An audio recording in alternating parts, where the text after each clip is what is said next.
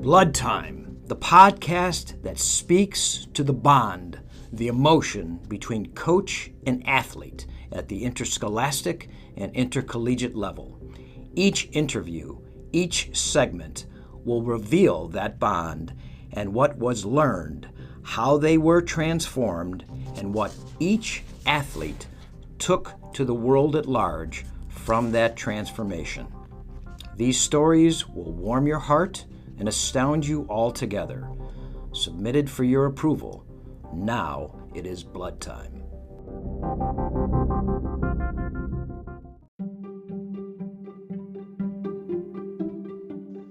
I want to thank Serve Pro of Beachwood, our newest sponsor, and Jack Coslin, the owner. They serve all of Northeast Ohio, not just Beachwood. They specialize in disaster cleanup that leaves your home or office like new, like it never happened. Flood and water damage, fire, mold, and they say even blood and guts. Not just any Serve Pro. Seek out Serve Pro of Beachwood. That's Serve Pro Beachwood, Shaker Heights, ClevelandHeights.com, 216-464-4498. Operated by a former All-State wrestler from Beachwood. We love Serve Pro of Beachwood.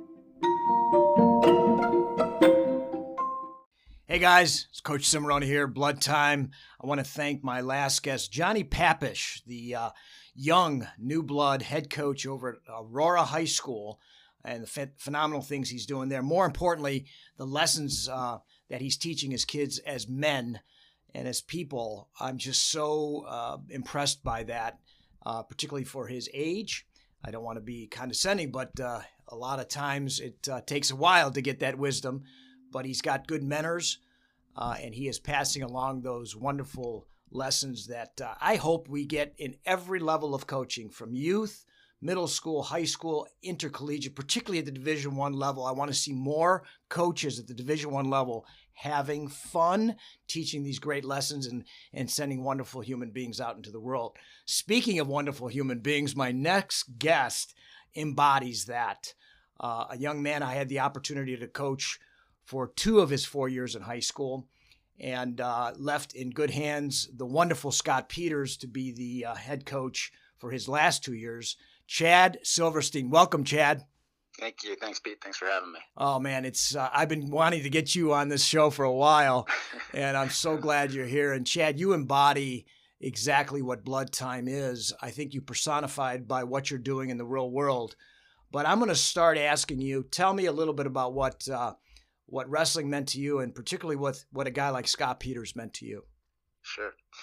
So wrestling pretty much defined me from, middle school through high school. I mean, nothing really else mattered. It was just trying to become a state champ. That was it. Right. It was a very single-focused, laser-focused goal. Scott built it into us from the first day he started coaching us, and as to why he got the group of guys that we were wrestling together with, as far as why we were doing it. It was to become a state champ. He would come in and say, "How do you feel?" And we had to answer. We had to feel like a state champ, even if you didn't feel like one. Right. So it was that kind of that mindset that he built into all of us from the get-go, and he had raw material because most of us didn't wrestle before, and so he got a clean slate and he built it into us. And so as far as what it meant everything. It was definitely how I defined myself as a wrestler. And at the time, I think people thought I was a little crazy for things that I was doing. And I probably look back and maybe I was a little crazy. I mean, the things we were doing to lose weight, the things we would do as the camaraderie was built with all the guys. So it was awesome. So, I mean, it just had a huge impact. And Scott was, and still is, 32 years later, just a major influence on my life, from an athletic perspective for sure, but much more than that, more on that stage of life, from just who I am. Yep. As a father, as a leader, and just everything that kind of encompasses that. That's fantastic. And, I've had 3 of your teammates on prior to Brian Zide, Jason Thomas, and Scott Safinovitz.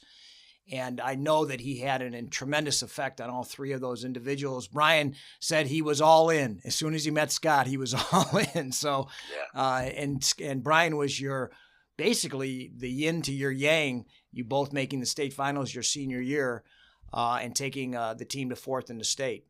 That was quite a run. We had, neither one of us had wrestled before, and Right. we just created something that's so special that you just can't take away. I mean, I don't talk to everyone as much as I used to. Some of them I Sure. don't talk to anymore. But if I saw them today, we Right. hug it out, and it'd be just like yesterday. And so you have something that kind of stays with you forever. And Scott definitely was the one who ignited that and Sure. taught us, how important that was, that bond, that you're doing it together. That you might be on your own on the mat, but Yep. but no one can do it by themselves. Well, and it's interesting too because Brian said the same thing.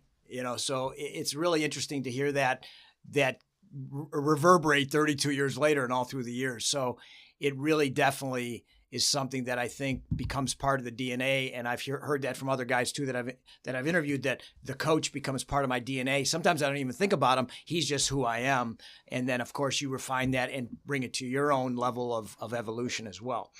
Yeah, interestingly enough, with my situation, Scott and I talk every week. We learn together every Friday, and Nice. We don't miss. And so, my bond with some of the teammates may have kind of changed, and the relationships change over time. And we can see each other, we'd be best buds. But with Scott, that relationship from the coaching perspective, that actually didn't change. It's actually gotten stronger. Sure. Yeah, and me too. I get the opportunity to meet with him once a month. We used to do it once a week for many years, and I just met with him. And we had a chance to chat about, coaching, and he's seeing some type of actually evolution in the coaching ranks, particularly the D1 level, to have more fun, have more joy, and just to teach more foundational things as opposed to just becoming, ass-kicking wrestlers. And I love to see that because that's what I'm all about. I'd rather see a great human being graduate than a state champ. Now, I want state champs too, of course, but I want great human beings. And so I love to see that vein happening now, even at the highest levels. Yeah, it's good. I love that. It's funny. Not winning a state championship, beating the kid the week before. It was such a huge blow for me. Sure. Just such a. We trained for 6 years for one match. We get there, we lose, right? So right. And ironically, I did exactly what Scott did, which was that kid the week before. But I didn't realize as I moved on and I went to Ohio State what I was actually leaving with, and that mental toughness that Scott built into us, that discipline, the positive mental attitude, just all of that stuff that was wrapped up in the coaching, wrestler mentality. Sure. And I didn't realize that when the next expression of whatever it is that I fell in love with would kind of show its face. Sure. What I'd be armed with and what he gave me as a gift, right? And I didn't realize it. But then as I started progressing through life and coming across opportunities, I started to see it. I started to see that competitive edge. I started to see that mindset and how it would help me. And it was just really cool to look back and 30 years ago and just see how that platform that he kind of built in from a wrestling perspective and a life perspective, and how I used it, and just how powerful it was. Yes. And, there was a powerful conversation that I had with you with Scott that transformed me also and evolved me too. As I remember that one day you came to us and you said, I'm not digging this sport anymore. Done. Yeah, I remember that. Yeah, you were done. And I know I said to you, and I remember it intimately, and Scott echoed it, you're not allowed to quit. Yeah. And you allowed me that opportunity to evolve as a coach, but also as a man, to say, if you quit today, you're going to quit everything.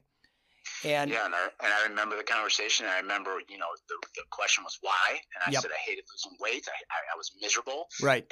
And you guys dug in, and then we resolved it by saying, then don't lose weight. Just don't do it. Have fun. Yeah. And I remember that did change everything for me. And you changed it for me too. You evolved me at that point, because at that moment I said, I've got to get better as a coach. I've got to get this kid who's just fantastic. I can't allow him to leave our family. And so saying that's where the teacher and the student mix, so the student becomes the teacher, and then the teacher becomes the student. And so thank you for doing that.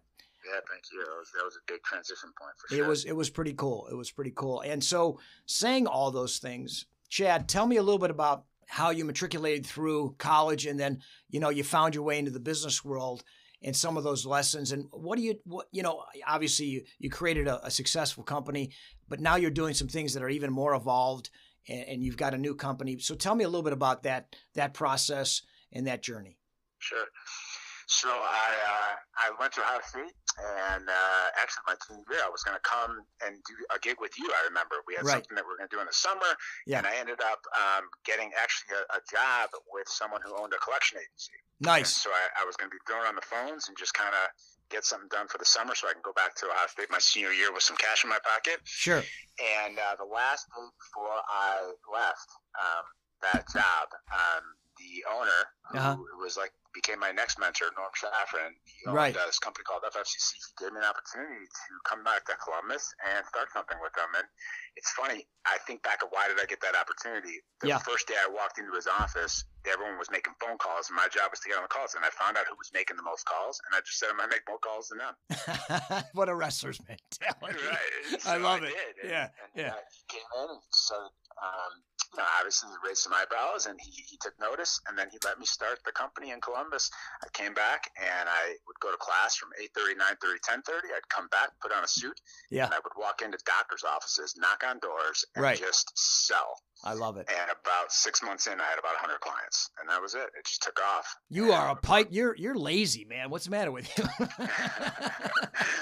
It was fun. It was fun. I love it. Competitive. It was it was a mindset. It was, can you win? Every time you got a chance to sell it, you just get someone smiling, and it was that. And it's funny. I remember the feeling of wanting to impress Norm. And just like I wanted to impress Scott, right? Just the whole feeling of you look up to someone, and you want to work your tail off for them, and there's huge benefits when you do that for people. And so I got an opportunity, and we started the company in Columbus, and it just took off. And here we are 22 years later, and I just recently transitioned it to a new leader. It got to a point where I was a little in above over my head as an operator, so I found someone who can step in and help me. Okay. And then I started another company, so I'm just having fun kind of doing different things. The other company I started helps people get jobs.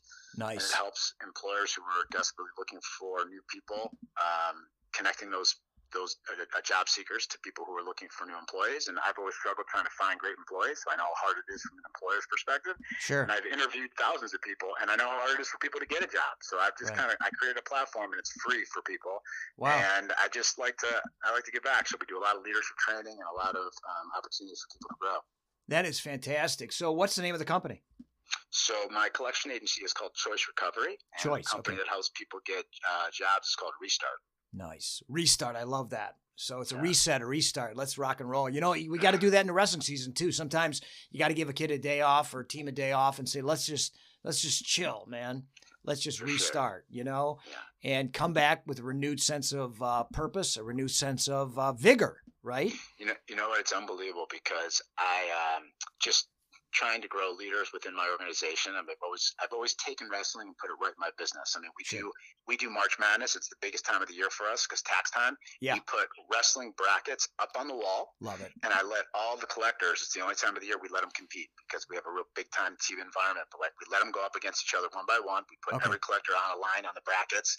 And we use March Madness because everyone's a big basketball fan, but we put the wrestling brackets up. So I incorporated through that, and you should see what happens in my office with people on these brackets. It's as if you're looking at the state tournament, and all the parents are looking at the brackets, the wrestlers are looking at the brackets.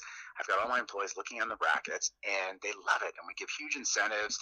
Right. So I've built the sport into a collection agency, and it's hilarious. Yeah, it's so cool. I was just gonna say, people get beat down.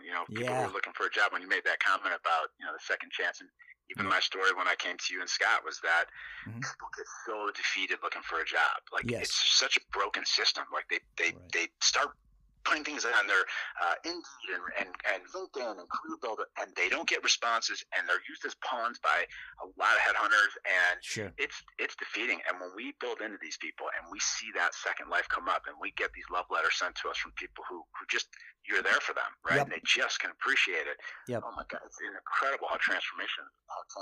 Well, that's your currency, right? That's your currency there, Sure. And it's interesting too, because we hear that, like I interviewed, matter of fact, the episode that was just released, Jake Goodwin, my assistant coach, terrific young man. He is giving me hope for the generations in the future. He had a second chance at Notre Dame College and became an All-American. Wrestled for Drexel, just didn't fit, was a bad fit. He kind of beaten down, didn't like the sport. Came back, reset, talked to a buddy, went and saw Frank Romano and Anthony Ralph and rocked and rolled, man. So you just need a different perspective, somebody to give you a different look at life. And that's what you're doing, right, Chad? It's so funny you say that because your whole show about the coach and the wrestler. Like my experience in high school with you guys was so transformational. And the year I got recruited to go to Ohio State, they had gotten 3 high school national champions that year. Wow! So everybody else really didn't matter, right? Because they went all in with these guys. They took scholarships away to give them to these guys. Yep. And I had such a miserable experience my first year. Yeah. And I remember I went and I talked to the coaches. Yeah. And they didn't give me what I needed at that time. They didn't meet me where I was, and I gotta tell you, it changed everything. And I didn't wrestle after my first year. I went and coached at Dublin Kaufman, and I tried to give those kids the same experience that I had gotten to give that gift back. Yep. And I don't know what would happen if I would have had someone pull me under their wing at Ohio State. I don't know. I just know that my heart wasn't in it, and I felt like I was in it by myself. And it makes a big difference when you have someone who's there for you.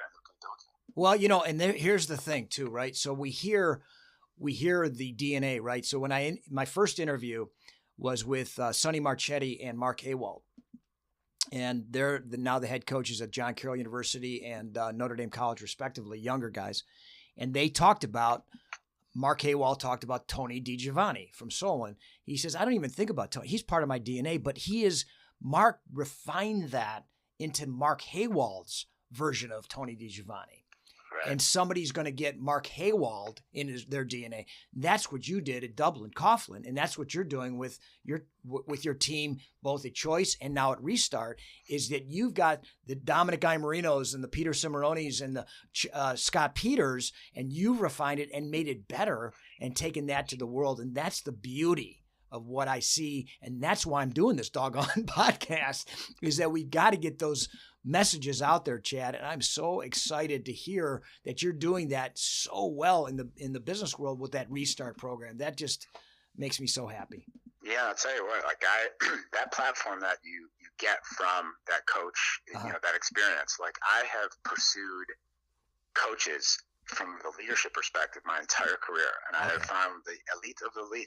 I've tried them all. I started off in the Dale Carnegie organization, getting coached by those guys. Sure. I'm now with a company called Built to Lead. I go to a company called Strategic Coach, and I'm finding the best of the best, and I am getting mentored. And I don't care how much I think I may know. I get my mind cracked wide open every single day with blind spots that have been hiding within deep inside my brain or within my will to get something done and to keep learning. And I'll tell you, the one thing I've learned about all the mentors and coaches and everything, the one thing that's been a very common denominator, and I see it now at Ohio State with Tom Ryan, because he's got the same leadership program that we're using at my company. And they care. That heart is so big. They want to connect with these kids so badly. They want to see them grow so much.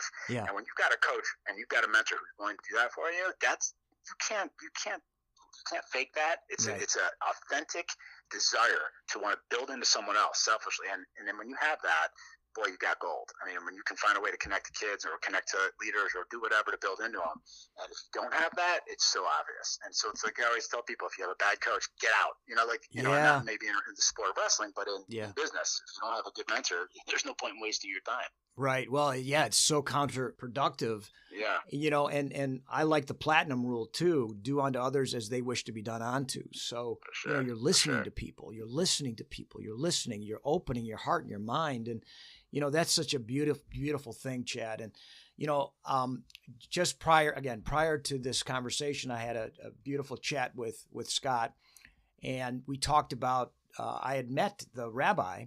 We talked about how you learn with Scott. I met the rabbi from the Pittsburgh Massacre, and I was at a event a couple weeks ago for Values in Action. It's an anti-bullying Project Love, and he was one of the speakers and honorees for the his award was Rescue of Humanity. And Scott talked to me about forgiveness, moving on. And I learn something every time I talk to Scott, and I ask him, teach me something that I don't know. Chad, when you are talking about these things that you're being taught, stuff that you didn't know, how do you take that and then spread the word, spread the gospel, spread the Torah, if you will? So I am a believer that you have to model the way. So I don't teach anyone anything that I'm not doing myself. And Love it. so if I feel confident that I'm talking about something at work or Mhm. something in regards to leadership or something I do with when I consult and I'm teaching teams or other CEOs, anything in regards to something that can improve themselves or their business, Yeah. I'm sharing an experience that I'm either doing or I've done. And I don't have the nerve to tell people what they should be doing. So Sure. for me, it's about constant learning, never stop learning, apply it, learn and apply, dream and do. And I don't do one without the other. So I'm not going to learn for the sake of learning to have an intellectual understanding of something. I'm going to learn it so I can apply it. And I dream big, man. I have such big dreams. Yeah. I'm going after a huge magnum opus right now in my life, and I'm doing it. So I'm taking steps every day. So I think for me, it's more about that work ethic and that drive to actually do something. I am surrounded by people who talk a good game, but when it comes to rolling up their sleeves, they don't do it. And look, I go back to in high school, man, when Scott would put us on the track, Sure. and we had to run more sprints, and you had to push through when Yep. you didn't feel like it. Yeah. And for me, I'm willing to do what a lot of other people are not willing to do. And I'm up earlier than other people. I'll work harder than other people, and I don't stop. When I have my mind put on something, and again, I just took that from wrestling, right? Like Sure. that was the gift I left high school with, was that when something would show its face that I loved, an expression of something, I knew I could go after it. And I had kind of a strategy for how to do it, which is outwork, Sure. and have that discipline. And so that's what I do. I think the answer to your question would be that I'm a doer. I roll my sleeves up and I practice that stuff, and then I'll kind of spread it by giving that gift to others that are willing to do the hard work. And I share my experience of how it's helped me, and then challenge them to do it, in their own way, in their expression, with the best version of themselves. I love that. And Chad, I had the opportunity to interview George DiCamillo, two-time state champ from St. Ignatius and a national finalist from Virginia, and also, a young man from Cleveland area. And his whole thought process was during his, particularly his college career, was to make himself uncomfortable, putting himself in uncomfortable positions and figuring it out. And the greatest compliment that I have ever gotten as a father, but for sure as a coach, is the ability for my wrestlers or my children to figure things out and to do things as a self-parent or a self-coach. Does that make any sense to you in regards to how you're doing business? Yeah, I have two mottos that I live by, and that have been built into me by someone who I work with now. And that is, one, I have to be comfortable being uncomfortable, and I'm always uncomfortable because I'm always trying to grow, and I'm always trying to stretch myself. So I'm always putting myself in uncomfortable positions, and you have to get comfortable with that, because if you're not going to grow. Right. So for me, being comfortable, being uncomfortable is a place that I'm very comfortable being in, and as hard as that is, I still walk into it. And the other thing is that it's bubbling up acute pain, right? So like if you have a situation that you want to get out of, or something kind of that's stagnant, I run into that. I'm not going to run away from it. A hard conversation for me, conflict, it's a conversation to be had. So I walk right into those, and it always is for the best. It's always to get rid of chronic pain. Sure. And for me in business alone, I have so much chronic pain around me, and I have to own every single piece of it. So the only way to own it is to walk into it and be uncomfortable, bubble it up, deal with it. Deal with it. And then, you hopefully, just like you have chronic back pain, how do they do it? They put you in rehab. Right. You go through some acute pain to get out of it. And if you don't choose that acute pain, if you don't choose to be uncomfortable, and if you're not seeking it out, well, then you better get used to being uncomfortable with chronic pain for a long time, because there's no Band-Aid that's going to work and get rid of that stuff. Right. So yeah, I have that everywhere, and it makes life harder. I'm not gonna lie, but no, I know for sure. Yeah, the road less traveled, right, is always bumpy. 100%. 100%. Or it's got hills and vales. So for sure. Tell me a fun story. Somebody that's just inspiring, that you were able to restart. A man or woman that just really hit you right between the eyes and the heart, in regards to a progression of that whole philosophy of helping.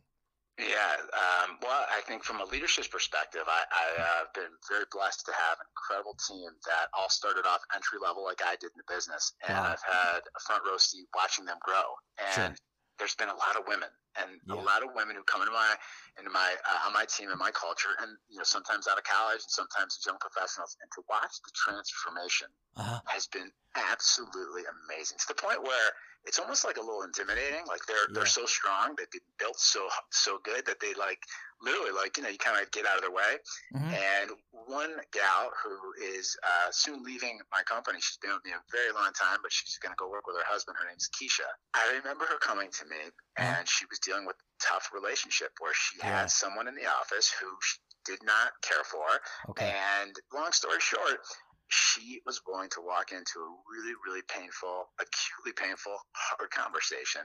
And I watched her from A to Z transform a toxic relationship into a friendship that was unbreakable at the time. Wow. Just because she was willing to go in, have that hard conversation. And she literally, the power of that, right? The power of transforming not only your relationship, but then having other people see you do that, and then seeing that spread and be contagious. And I get a front row seat of watching leaders in my office all the time do things like that, from authoring where they want to go in their career to transforming relationships and overcoming personal struggles and challenges. And it is just awesome. I mean, it's so inspirational that it lights me up to go do more for myself. I love that. And, I also want to ask you, and if you feel positive about answering this, I hope you do, because it is the light that so many reach for, is that you're learning now with Scott and with others. What transformed you through that, and what made you make that decision to learn on this level? Man, what a crazy journey that. Talk about the road less traveled. Right? Sure. When my kids were born, I had no connection to my faith. Okay. And watching that process of human life coming about, something happened inside me, just complete flip, and I just started believing in God. Yeah. And I was talking to Scott, and I said, Scott, I'm really scared because I don't have any knowledge whatsoever of what Jewish people even believe. Sure. Let alone how am I going to teach my kids if they ask me questions? Yeah. And he said, do you want to start learning? And I didn't even know what that meant, but I'm like, sure.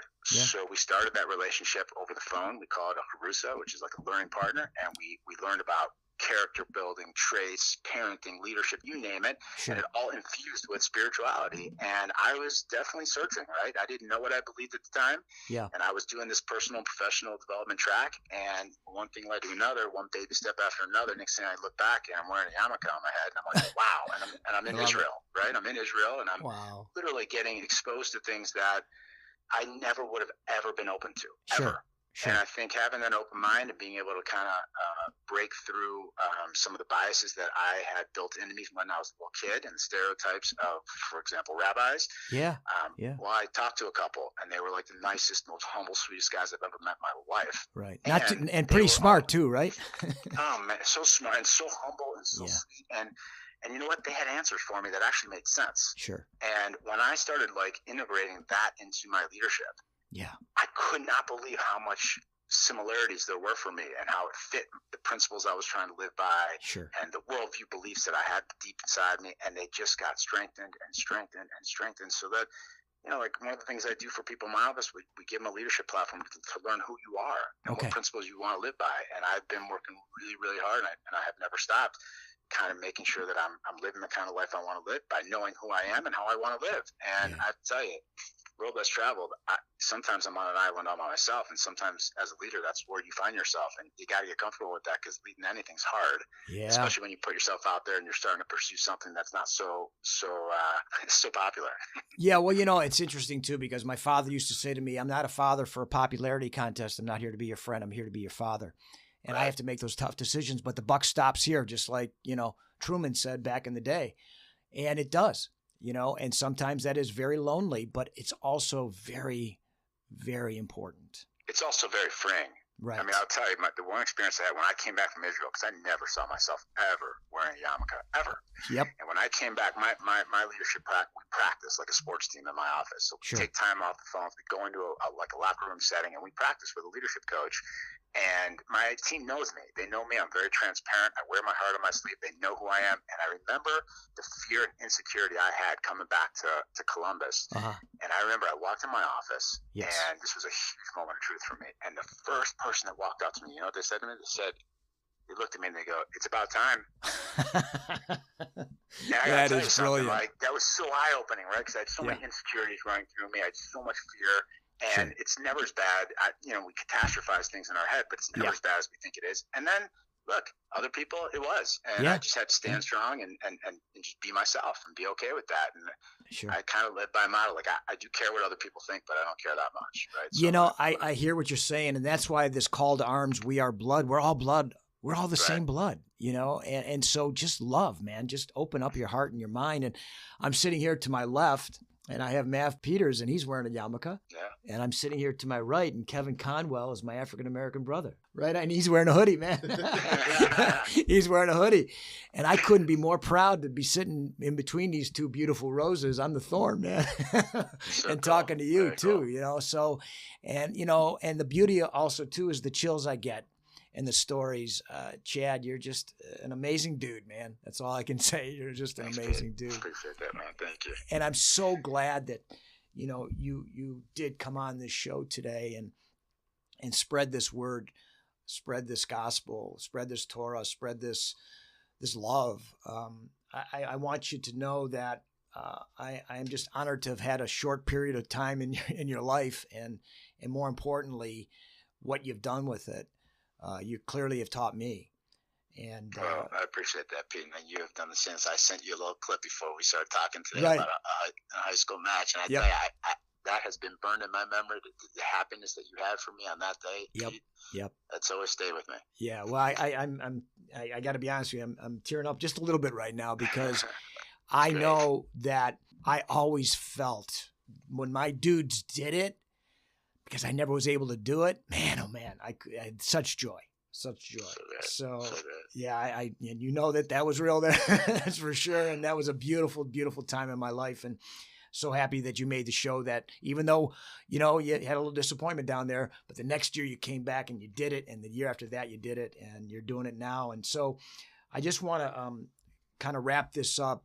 Chad, if you could leave us with 1 or 2 or 3 nuggets that we could take to the universe, man, and spread it, please do. Don't be realistic. Shoot big, dream big. And when you're doubting yourself, have faith, right? That you can make things happen more than you probably think you can. Sure. And to be unrealistic. I'm a big believer in dreaming big. And I would also say that with that, expect to be hit hard. Because if you're going after something big, it's going to hurt, and you have to be able to have a strong core to be able to fight through and weather the storms when they come. And the time to build your core and to get strong is now, not when the storm comes, right? So get busy building, learning, applying, so that when that storm comes, you can run through it and keep pursuing your big dream. Oh God, I love that. Well, I could speak to you for hours, but I'm sure people won't listen. Maybe they will. But typically this is about the time that we have to say goodbye, and I don't want to. But let's not be that far apart in conversations, Chad. I'm going to say to you just personally on this, please, let's do this more often, just off the air. Sounds good, Pete. Thank you so much. I appreciate you having me on the show. Yeah, love to you and your family. Love to your company. Spread the love. Kick ass down in Columbus, bro. Thanks, brother. I'll talk to you soon. I want to share my thought of the day with you. When making a decision, be prudent, pragmatic, and then bold.